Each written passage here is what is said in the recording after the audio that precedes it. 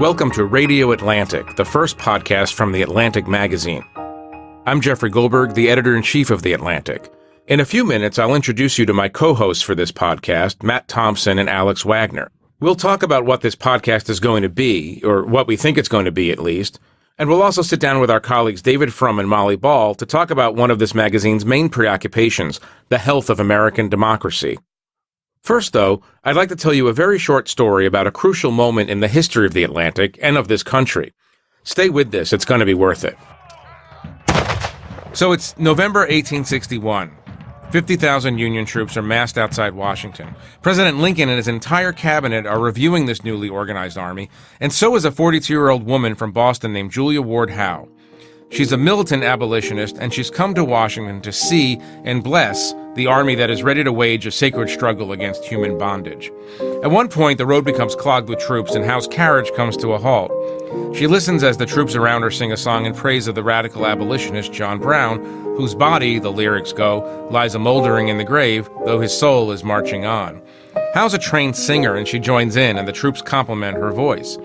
A minister traveling with Howe suggests that the captivating melody of John Brown's body deserves slightly more elevated lyrics. So early the next morning, back in Washington, in her room at the Willard Hotel, Howe writes new lyrics as if in a trance. She later describes seeing the words floating down to her in the gray morning light.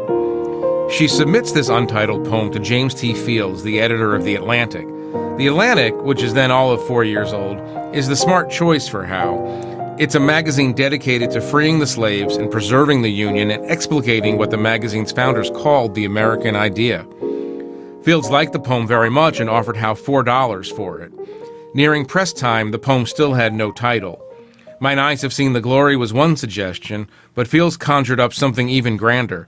And so the cover of the February 1862 issue of The Atlantic featured a poem entitled The Battle Hymn of the Republic. Glory, glory, hallelujah, His truth is marching on. The battle hymn electrified the Union. It was martial and resolute and a testament to faith. Faith in a righteous and angry God who would bring justice where there was none. Shot through the battle hymn was an assumption that America was a chosen nation. The American idea, as refracted through the prism of the battle hymn, was this: our country was the nation that would advance the cause of God's justice on earth. Julia Ward Howe's poem was the best investment of $4 our magazine has ever made. The hymn outlived the Civil War and outlived Howe herself. It is patriotism made manifest in rhyme. Generations of Americans have turned to the battle hymn for comfort and inspiration in times of triumph and trial. Americans sang it during Teddy Roosevelt's campaign for president and when they were fighting in the trenches of World War I Europe. The battle hymn gave John Steinbeck the name of his most famous work, The Grapes of Wrath. Soldiers took it up again in World War II, and in the 1960s it became an anthem of the civil rights movement. When President Kennedy was assassinated, Judy Garland paid tribute to him with this song. Mine eyes have seen the glory of the coming of the Lord. He is trampling out the vintage where... In a Memphis church on April 3rd, 1968, Dr. Martin Luther King Jr. leaned on the hymn for what would be his final public words. So I'm happy tonight. I'm not worried about anything. I'm not fearing any man. Mine eyes have seen the glory of the coming of the Lord. The Atlantic has published over the course of its 160 years such writers as Ralph Waldo Emerson, Harriet Beecher Stowe, Frederick Douglass, W.E.B. Du Bois, Mark Twain, Helen Keller, Robert Frost, Flannery O'Connor, Saul Bellow. The list is endless. By the way, the list includes Martin Luther King Jr. as well. But we all know here that Julia Ward Howe's poem somehow stands apart. A couple of months ago, my colleague Matt Thompson described the battle hymn to me as the theme song of The Atlantic. Wouldn't it be great, he said, if we can get someone of the caliber of John Batiste to reimagine it as the soundtrack for our podcast? And as luck would have it, John Batiste, the New Orleans jazz genius and Stephen Colbert's bandleader, is a friend of The Atlantic's, and so I called him and made a simple proposal. You, a piano, and the battle hymn. John jumped at the chance, and we soon found ourselves in a recording studio on the west side of New York, listening to him play what you're about to hear.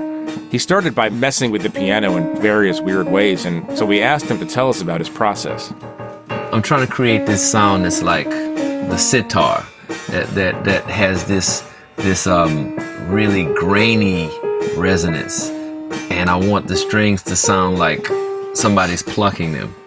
And then I'm putting paper and my license in between the strings to create this snare drum effect, because we're doing the battle hymn, so I want to have a march. What does it represent? What does this melody represent? So many people have taken this melody and appropriated it or used it in different forms or made a contrafact of it. Everybody has their own take on what it means to be here in the world and be American. And I think that's what the song is all about.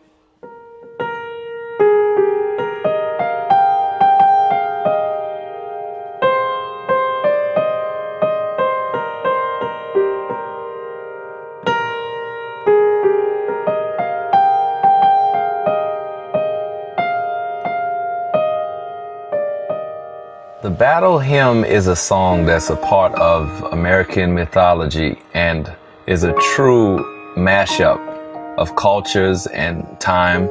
You've got so many different versions. The first version, nobody even knows its original origin. Then it comes up and is a war song. It's a song that's about pride. It's a song that's about celebration. It's a song that's making fun of a dead hero. I mean, the song literally morphs over time and is still morphing, which is really something that's truly American, because you think about how we're a social experiment. We put all these different cultures together and we kind of grow and evolve, and we have a basis of how we govern things, but it kind of is a lot of improvisation, and we have to figure out, what's the next step. So we see him take stuff out of his pockets and put it on the piano strings, his driver's license, a pair of pliers. He'll record one track, put on the headphones, and lay the next track. He builds an entire band out of himself and his piano.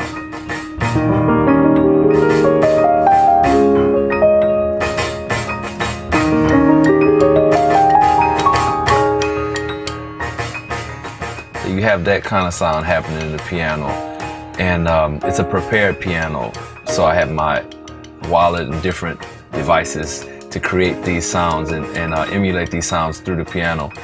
And just an ethereal, otherworldly atmosphere that it all sits in. So you have that going, and then I created a snare drum sound with my keys in the piano. And that's kind of like the marching drum.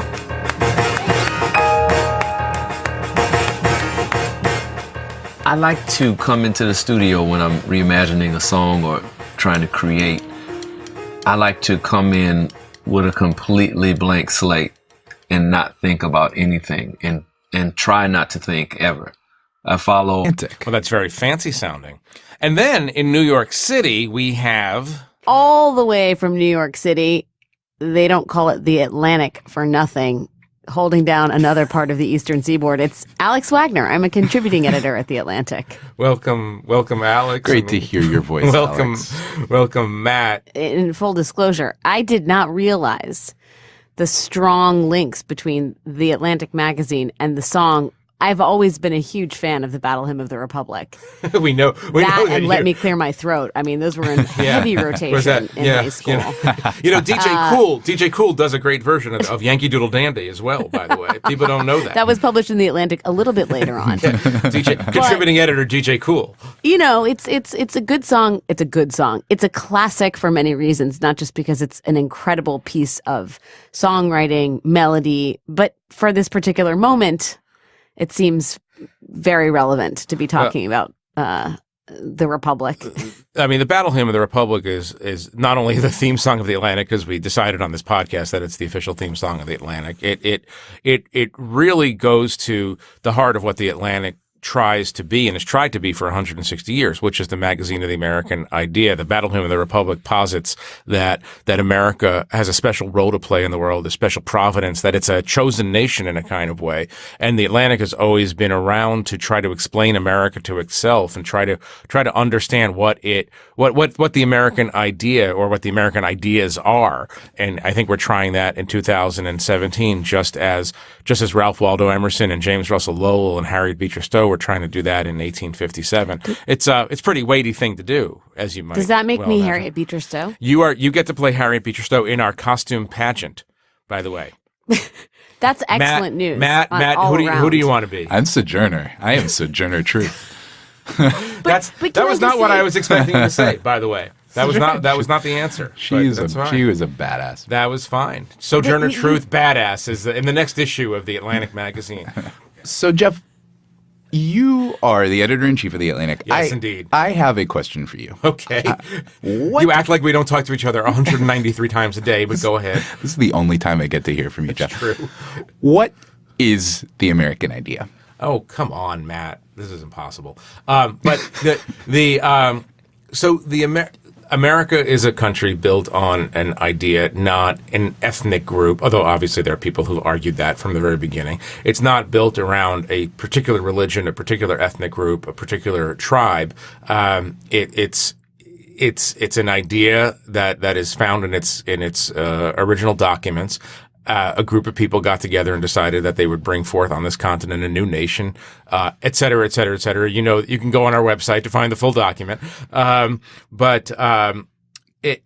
Ever since the Atlantic was founded, I think the question that has preoccupied its editors and writers is to explain America to itself and what America owes itself, owes its citizen, and what role it should play in the world. And I happen to think, this is self-serving, but I think it's also true. I happen to think that the Atlantic is at its best and most urgent when questions are up for grabs, when we are as a society debating who we are and what we should be. And in the first months of this presidency, this very novel presidency, questions are being raised that haven't been raised in a long time. I'm not saying that the country is as tense now as it was in 1857 when the magazine was founded, but I think there are some fundamentals here that people are debating that we thought were settled question, including, by the way, whether we are a sort of apocalyptically oriented millenarian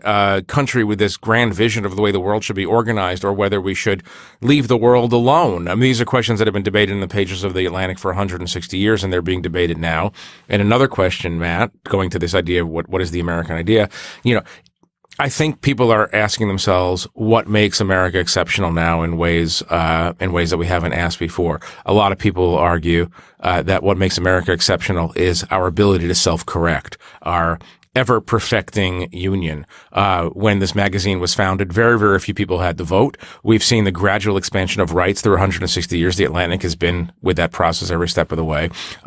We now feel like there is a backlash against the most expansive notions of democracy, and these are the things that we're arguing about in the pages of the Atlantic and on the website, and now in our podcast. You bring up a good point, Jeff, which is that fundamental question of what is the American idea, or as I like to say, what's the idea with America? And I would, Thank you for giving the podcast episode a name, Alex. What's the idea? What's the deal with America? Anyway. I would also say that as we sort of grapple with that very, very big question in the pages and online at theatlantic.com and on other Atlantic franchises like this podcast, I think that the sort of like, if you had asked Americans that question even last year, their conception of what this country is all about has changed pretty dramatically. I mean, I myself can say, if you'd said, Alex Wagner, what is the American idea in 2016? I would have said, America is all about a commitment to a certain set of equalities and freedoms and inalienable rights. Right. And today I'd say it's much more basic than that. It's really an experiment in self-governance. And the idea is that, and it's an experiment that might, what you're implying is that it's an experiment that still could fail. Yep. And it's much more tenuous, I think, than a lot of people in this country, maybe even a lot of our readers and listeners assumed it to be even, 9 months ago. And this conversation about what the American idea is has huge import for the rest of the world. That we've lived for 70 years in this post-World War II American-led dispensation in which the ideas of American liberal democracy were assumed to be the ideas that would gradually take hold over the rest of the world. And I think that we're moving in a slightly different direction, or the arrow isn't flying. The arrow of history isn't flying straight ahead anymore. And I hope that in the very near future, we're going to have our friend and colleague Ta-Nehisi Coates on the big show to talk about this issue, because he's been in an argument, as many of our listeners know, he's been in a kind of an argument with Barack Obama on this very question. President Obama, optimistic for good reason, or his own personal story is an optimistic story, has long argued, borrowing from Martin Luther King, that the moral arc of the universe is long but it bends toward freedom. And Ta-Nehisi in our pages has argued something different, that the moral arc of the universe is short and bends toward chaos. And he and the president, the ex-president, have been in this kind of argument over the direction and the ultimate course of American history, whether history is this arrow flying ever forward or it is just this kind of chaotic sine curve. And these are the truth is, until November, I thought that history was moving in a fairly orderly, progressive direction, and we seem to be taking some interesting turns. To that point, I'm going to read you guys a few lines. He's going to read us the Federalist Papers. Oh, is this a quiz? I'm going to start reading you all the Federalist Papers. It's Papers. just unbelievable. I knew there would be homework. I did not know there was going to be a quiz. Oh no, this is homework. Go on. I'm sorry, Alex. Go, no, it's fine. You gotta be you. You be you. I want you to tell me when you think these lines were written. These are lines from The Atlantic?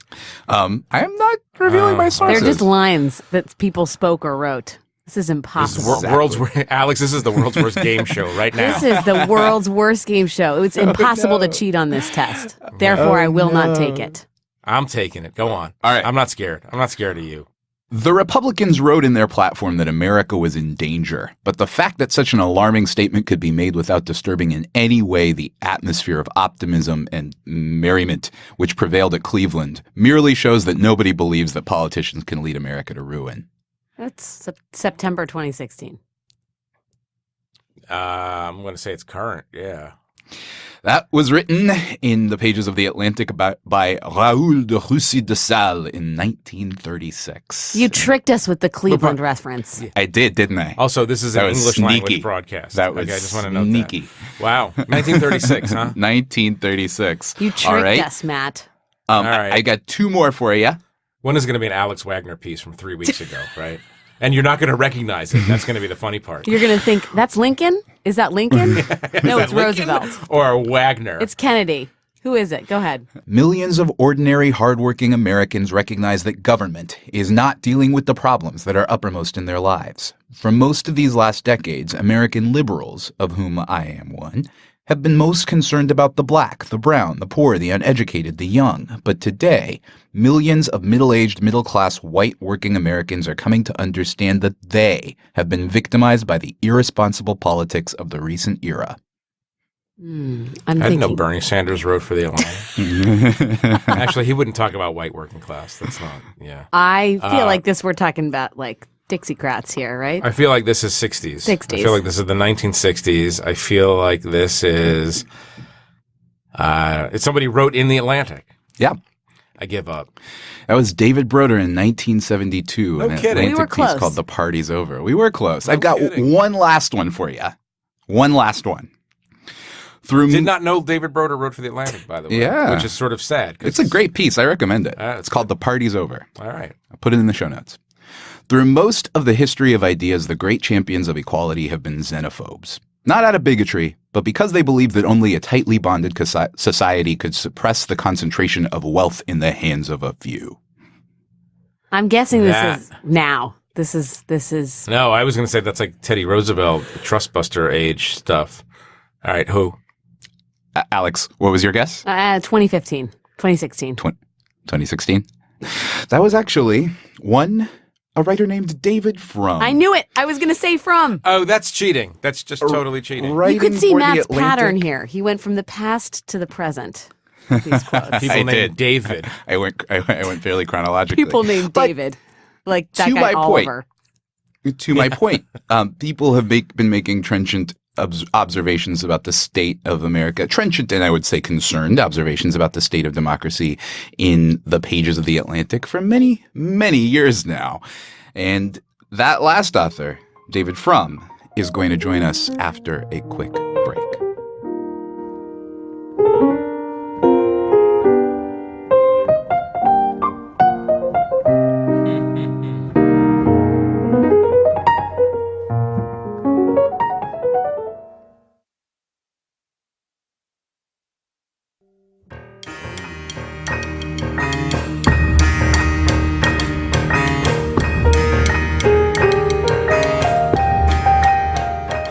Welcome back to Radio Atlantic. I'm Matt Thompson, here with Jeffrey Goldberg and Alex Wagner. Now, in our fourth chair, we'd like to welcome our friend and colleague, David Frum. So, David, you wrote in the March 2017 issue of The Atlantic a cover story called How to Build an Autocracy about the ways that our newly inaugurated president, Donald Trump, could turn America into something other than the democracy that it had been. So, it's 6 months in now. How have your dark visions fared? Well, self-evaluation is always dangerous. Let me point to a couple of things I think I got right, and one thing where I think my fears have not yet fully been borne out. Here's one that I got right. In the opening, the article opens with a fantasy of what the future could look like 4 years out, and one of the things it mentions is how the Trump administration would use pressure on the antitrust pressure on the pending merger of CNN's parent company in an effort to sway CNN's news coverage. And that's in the papers, I think, just today. That is something the Trump people are actively talking about.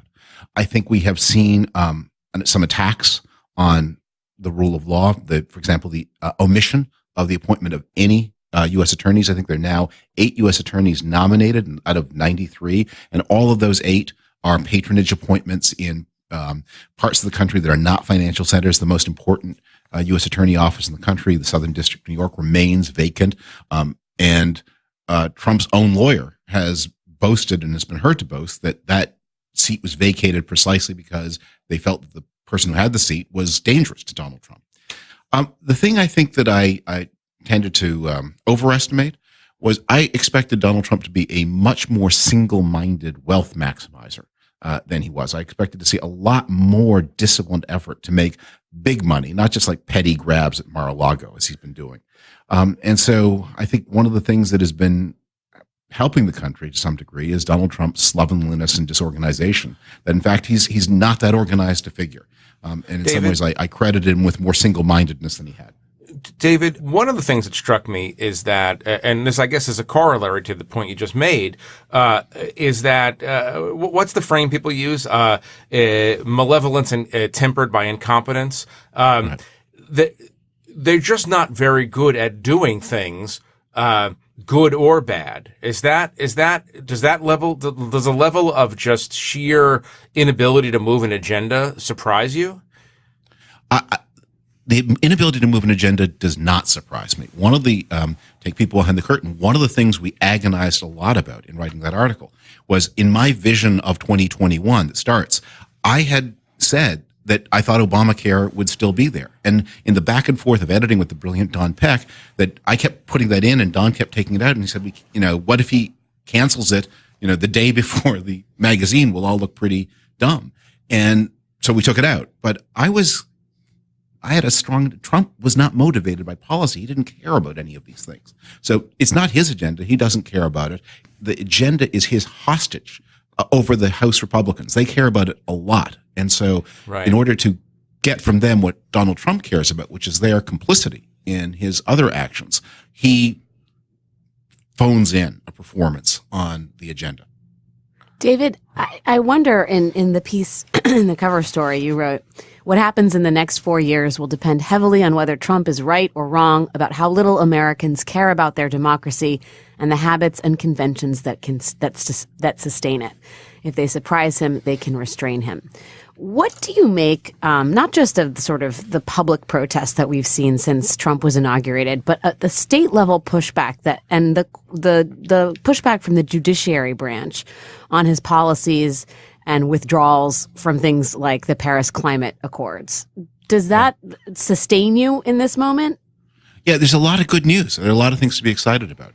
Look, I've never worried about the courts. I mean, the courts are the last readout of the rule of law in America. They're incredibly hard to change. It takes a long time for, the president was recently in Poland. The first action of the present authoritarian leaning Polish government was to dismiss the constitutional court and replace it. You can't do that in the United States. I mean, you'd have to have 20 years in power to really change the nature of the courts, because even in 4 years, you make a lot of appointments, but you're still picking from people with qualifications that they earned before you came on the scene. So the courts have been robust, as expected. The state governments have performed pretty well, but the big frightening thing, they're actually the two places where I'm most alarmed. First, day in, day out, the most important check on the executive branch is Congress, and its abdication has been total. And we have seen a little bit of resistance from people in the executive branch. We had a resignation in the Department of Justice of the head of corporate compliance, who made a pretty stinging statement on her way out the door. By and large, the executive branch is not reacting as the president leaves it empty. And when it's empty, it's unwatched.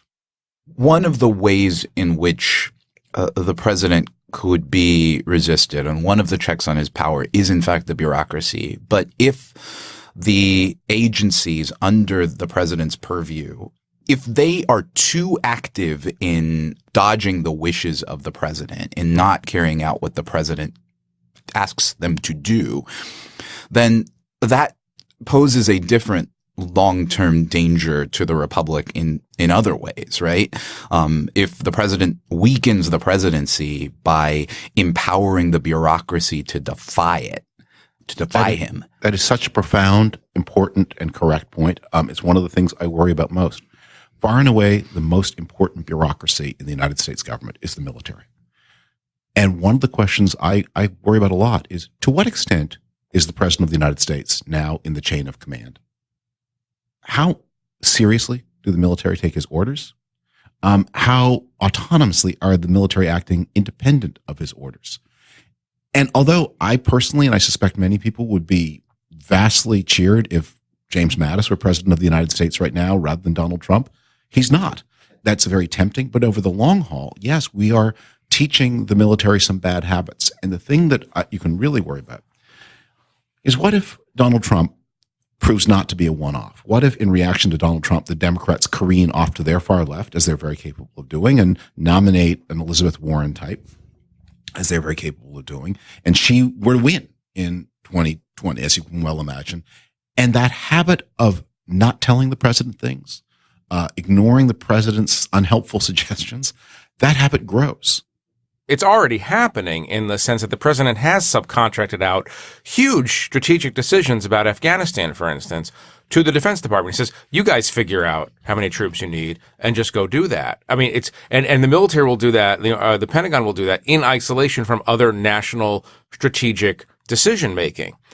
I wonder how much you think Trump offers a cautionary tale for the rest of the world, David. I mean, in the piece, you talk about Marine Le Pen, who, of course, was defeated in France. Geert Wilders defeated in the Netherlands. Do you think there is some sort of silver lining for those worried about the rise of an autocratic state in the United States that we are sort of showing the rest of the world? There's a popular website called despair.com that produces parody, inspirational images. Only David Frum is surfing the internet on despair.com. Right. It's sort of it's my natural. I'm almost sorry I don't own that domain name, because we'll get you despair.org, okay, for your 501c3. This is your cute emergency. Right. So they have these mock inspirational posters, as you'd see in a coach's office or in a salesman's office. And one of them shows the rusty keel of a sunken ship protruding above the waterline with the slogan, "Does it ever occur to you that perhaps the purpose of your life is to serve as a warning to others?" Wow.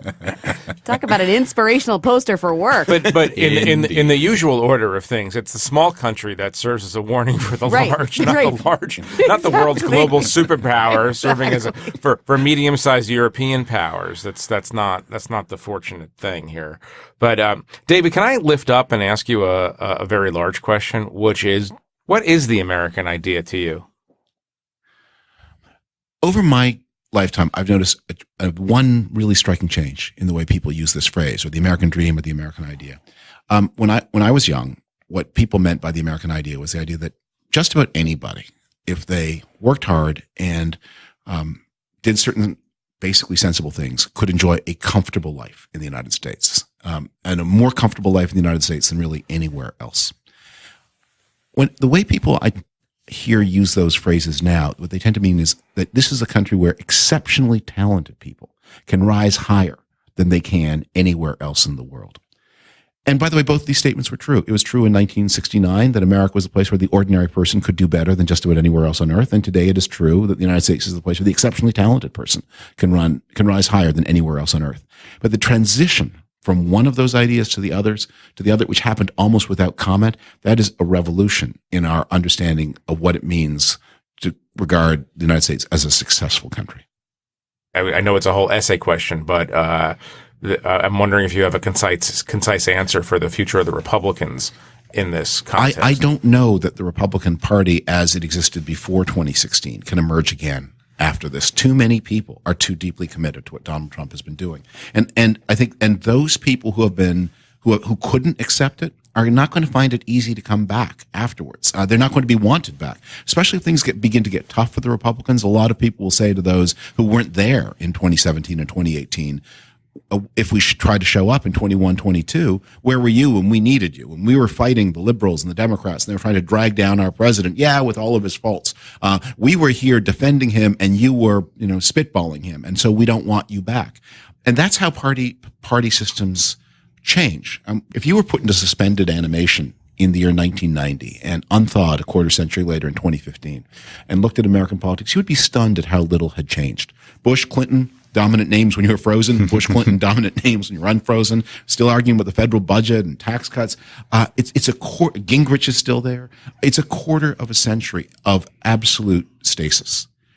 That could not last, and it's not lasting. And I think the future gets suddenly very unpredictable and very murky.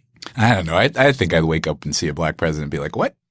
I wake up and be like, wait, there's a website called despair.com. Yeah. Matt, you would wake up and say, there's a black president and he's not Colin Powell. How did that happen? Oh, that's a good point. That is true. That's the surprise. So we've been talking a lot about what's happened within the country. But a huge part of this notion that we've been dancing around, this idea, the quote unquote American idea, is about the stories that America tells the world about itself, the example that America tries to set in the world, or has tried to set, the role that it's played. And David, you recently wrote about what you called the souring of American exceptionalism. And I'm curious, how do you see America's role in the world having changed? Well, I'm speaking to you from Canada, from beautiful Belleville, Ontario, but most importantly from a part of Canada that was settled originally by the losers of the American Revolution. This is the place I stay here in Prince Edward County, which is where I am, is called Loyalist Parkway, and that's not a figure of speech. The names of the main farms and roads are names of people who are descended from losers of the revolutions, and some Hessian soldiers who also were given land up here. So this is a part of the world where you feel the complexity of the American experience. Everyone's now obsessed with the Alexander Hamilton story because of that great musical. But one of the themes that is not touched on in the musical that's really important was Alexander Hamilton was one of those who argued in contradistinction to people like Thomas Jefferson that America was a great power, or should become a great power like other great powers, and had things to learn from other great powers. Whenever he wanted to know what to do, he would ask himself, what did the British do? What did the French do? What did the Dutch do? Whereas Jefferson would say, that's not a way to think. We're doing something completely novel here. There are moments when one is right, and there are moments when the other is right. But I think it's a strange thing to look at the world in the year 2017 and say America is just a radically different place from Germany or from France or from the Netherlands or from Great Britain. Marco Rubio, when he gave the speech that sort of introduced him as a national star in 2010, described his upbringing and said, that his parents were, very working class people. He was now running for U.S. Senate, and his rise could happen nowhere else on earth. Actually could happen in almost any other OECD country. It would not be at all. It happens in Canada, it happens in Australia, it happens in New Zealand, it happens in Germany, it happens in France. It's not true. It's not true. And in fact, in most ways, America is a more class-bound society than other OECD countries. I think this is a moment when America needs to say, the great achievement of America in the truly exceptional moment in the years after World War II, when America did rebuild the world, was to rebuild the rest of the world in its own image, to rebuild a rest of the world that is influenced by American institutions, that has shared values, and therefore we're more like our friends than ever before, and we have things to learn from them, not just things to teach them. Do you think, David, that we are going to continue to play a kind of missionary role? Do you think we can return to that in future years, or do you think we're on this inevitable ideological decline? And by decline, I mean simply the idea that Americans are not so interested anymore in modeling certain behaviors for the world. America, and in the year 1985, I looked this up for a book I wrote a long time ago. America and its best friends, the NATO countries, Australia, New Zealand, that group, the West, although some of them are in the Pacific, produce about half the planet's economic output. And as things are going, by the year 2025, that group of countries, which is now reinforced with Central Europe, and I'm going to throw in Mexico too, will produce something under a third of the world's economic output. So that group is weaker in the world than it used to be. That's going to happen. That's happening right now. The missionary work, and there is important missionary work to be done, but it's done by this group of countries jointly. And that's why Donald Trump is so dangerous to America's standing in the world at exactly the moment in the world when any American president was going to find it more difficult to exert a narrowly American influence, when America's influence is magnified only if it works in tandem with like-minded nations. You have a president who simply refuses to do that and refuses to understand it. David Frum, thank you very much for cheering us all up on this. This episode brought to you by despair.com. And also existentialennui.org. Thanks again, David. Bye-bye.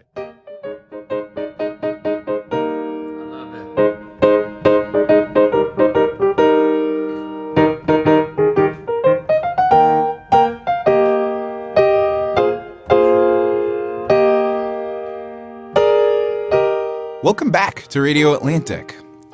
Joining us now in our fourth chair is our friend and colleague, Atlantic staff writer Molly Ball. Welcome to the table, Molly. Thanks for having me, Matt. Great to be here. Hi, Molly. Hi, Jeff. Hi, Molly. Hi, Alex.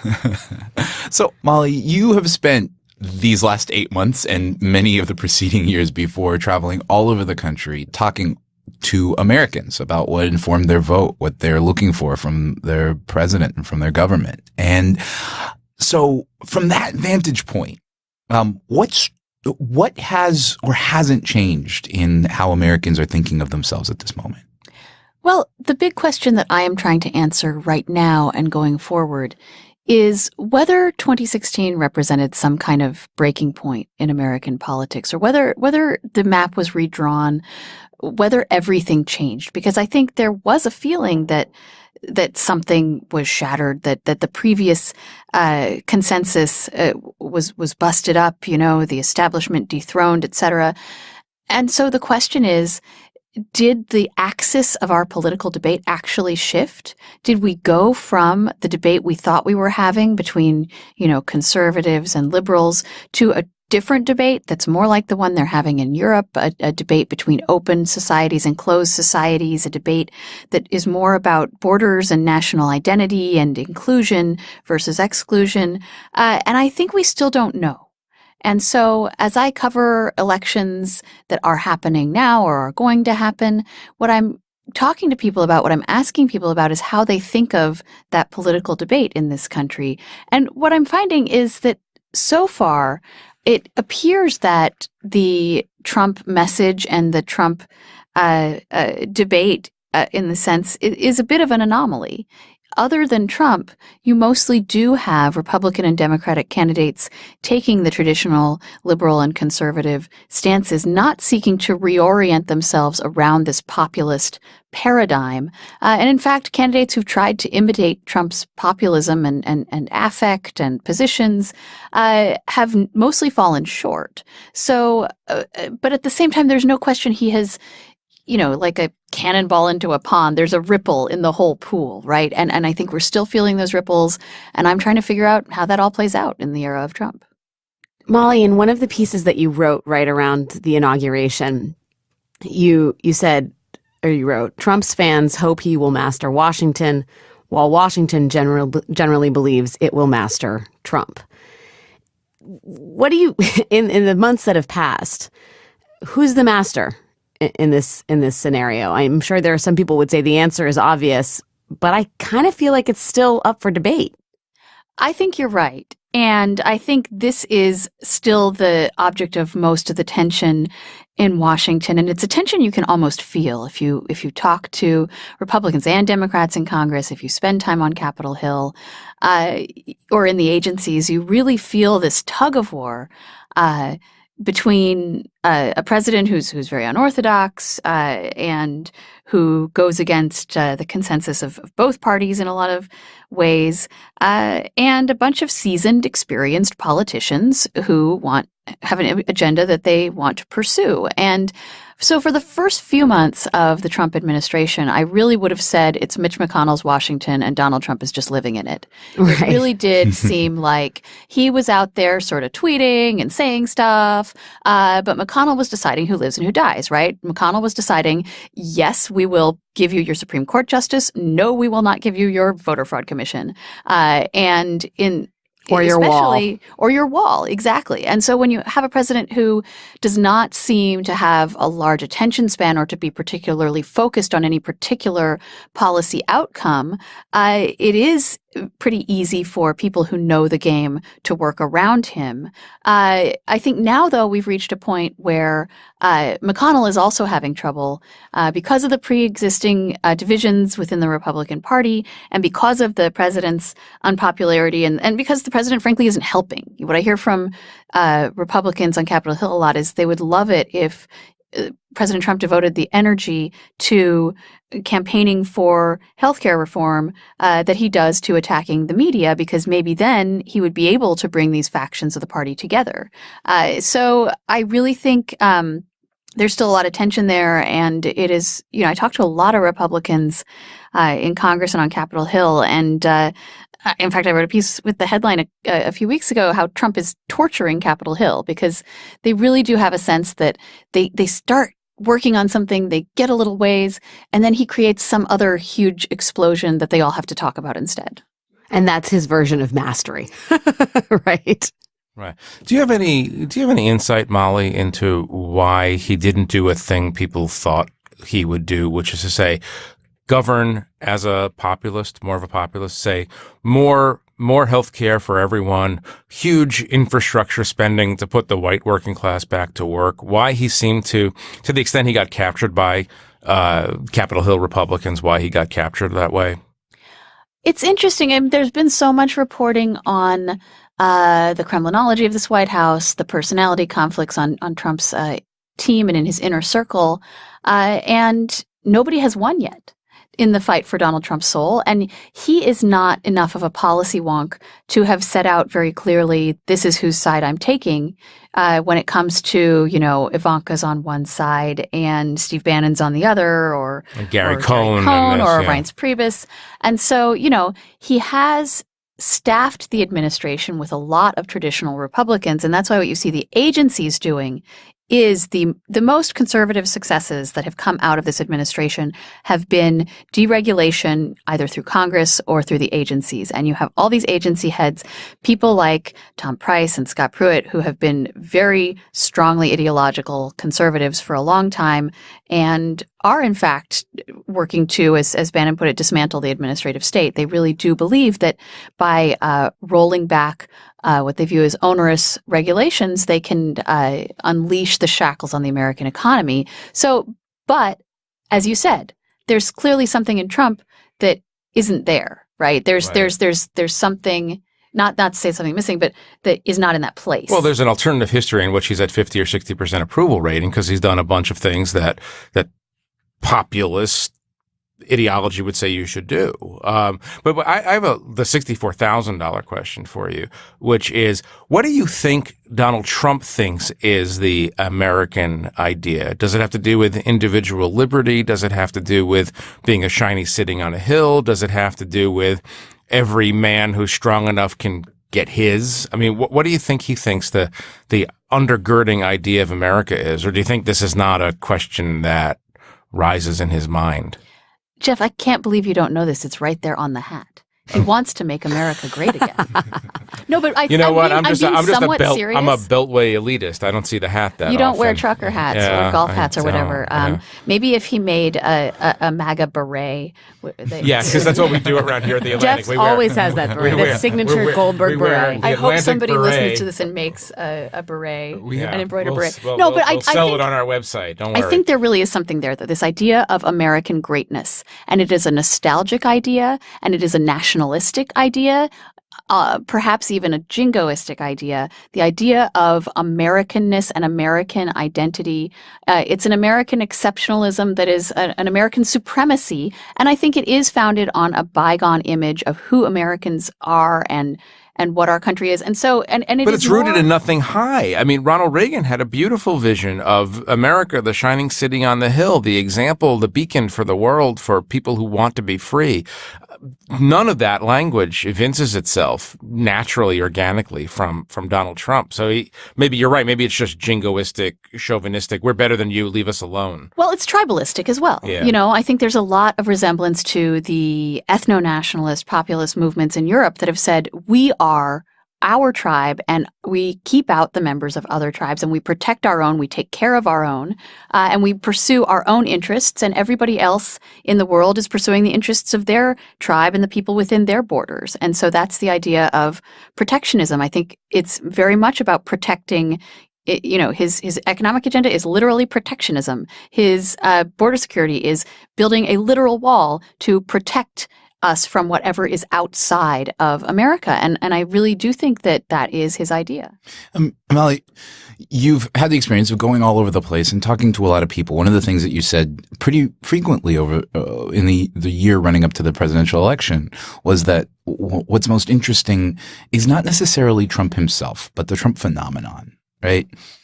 How have the people that you've spoken to, how have they responded to the actual fact of the administration? And what sort of an appeal does that sense of protectionism you just described continue to have when ostensibly the protector's in the White House? So there definitely is, this hardcore of Trump supporters who are not who belong exclusively to him, right? They believe in him the way they believe in their sports teams. It's a deep identification that is much more identity-based than it is about any particular policy, any particular agenda, a feeling that he speaks for them and no one has spoken for them before. Trump, kept campaigning after the election was over. He got some kind of psychic satisfaction from the rallies, and his aides who were tired of him rattling around the White House and giving them conflicting directives sent him on the road to sort of get him out of their hair, I think, in some part. So I went to the first one of these. It was in December of last year, and it was in Cincinnati, because I wanted to know exactly the answer to this question. First of all, who goes to a presidential campaign rally after the election and why? And second, besides Molly Ball. Well, obviously. I mean, I'm getting paid. I don't think these people are getting paid. But then second of all, what do they want from him? Right?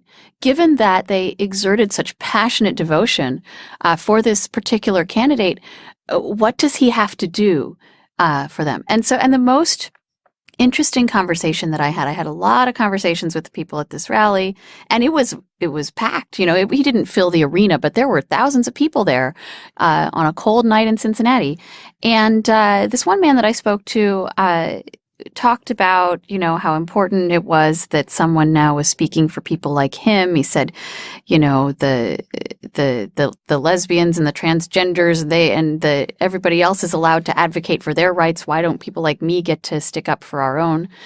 And then I said, so what does Trump have to do? And he said, well, he has to build the wall. I mean, he was so clear about that. It's so clear that he has to build the wall. If he doesn't do that within 3 years, he's really going to take a beating. But of course, I understand if there's some reason he can't do it. And that was the moment where I said, wow, all he has to do.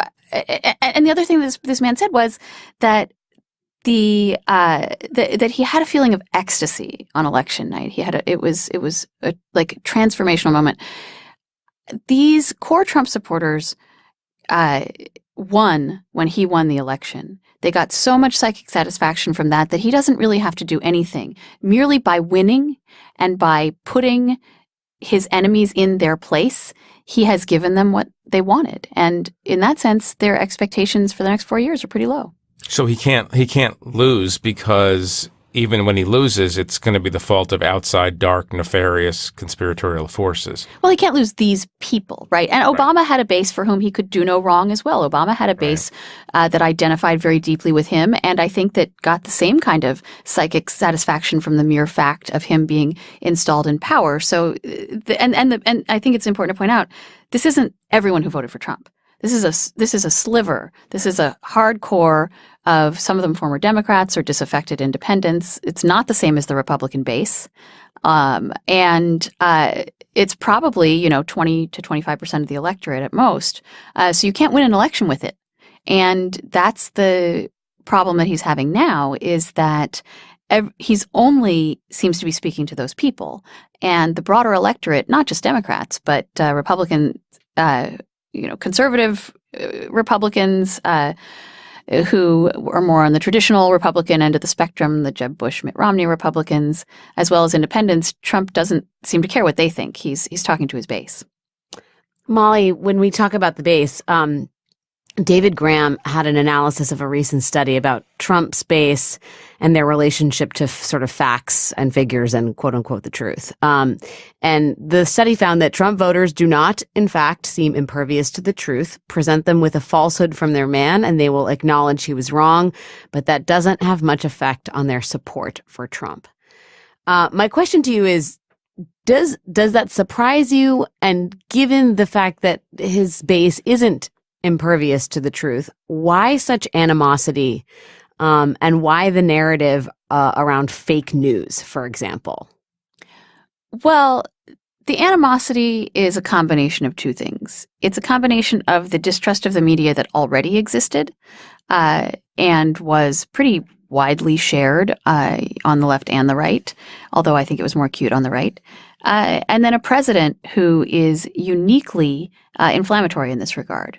Politicians have always criticized the press and often had antagonistic relationships with the press, but the attempt to delegitimize the press, the overt waging of war on the press, the singling out of individual reporters, and the insistence on blatant falsehoods and conspiracy theories in the face of contrary evidence, that is a new level. And when the president of the United States, who commands a large following, continues to sound those themes, he is going to increase the people's attitudes in that regard. But do you think that that base can be brought back into the fold of facts, figures, and mainstream media narratives, or are they? Well, but you just said they're already there. They do believe the facts. They just don't care. And I think that that's a really important thing to realize. It's not that these people don't know that he's not telling the truth or exaggerating or whatever. They do know. They just think that on some deeper level, he's right, or on some other things, he's better than the alternative or whatever. So, I don't think America elected Donald Trump because they didn't realize that he doesn't always tell the truth. They knew that, and they wanted to elect him anyway. So when you talk to folks and across the political spectrum, because part of what we've been saying is that partisanship, the identity of your team, is a meaningful identity, is a particularly meaningful identity for many Americans at this moment. And for whomever you're talking to, Republicans, Democrats, Independents, Whigs, Tories, you name it, which do you think is the more powerful identity right now? Being a member of that team or being an American? I don't know that I can answer that big question, but I do think it relates to one thing that I'm trying to figure out, which is, on the one hand, you do have this increasing polarization, this increasing partisanship, people antagonistic toward the other team and defining themselves in negative terms against their enemies on the other side. And, 90-some% of people are going to vote for the same party up and down the ticket their whole lives. And essentially they're aren't any swing voters. On the other hand, nobody trusts or likes the parties, and the parties are historically weak as institutions. And we really saw the party establishments on both the Democratic and Republican sides be profoundly shaken and disrupted in the 2016 election. And you have young people increasingly not identifying with a particular political party, distrustful of institutions such as political parties. More and more people don't consider themselves members of the Republican Party or the Democratic Party, even if they're very partisan in their views. I feel like those trends have to collide at some point. There has to, at some point, and maybe it already happened, right? Maybe in the way that he was able to disrupt the Republican establishment and then the Democratic establishment in 2016, maybe Trump shattered those institutions. But then the question is, do they crumble as teams and in identities as well? And I don't know. Is there anything right now besides sharing this big old landmass that binds us all together? I think so. But that's just a theory. I have to go out and report it to find out. Do you, Matt? Do I think that there's anything that binds us all together? Do you think there's still something that unifies us? I do.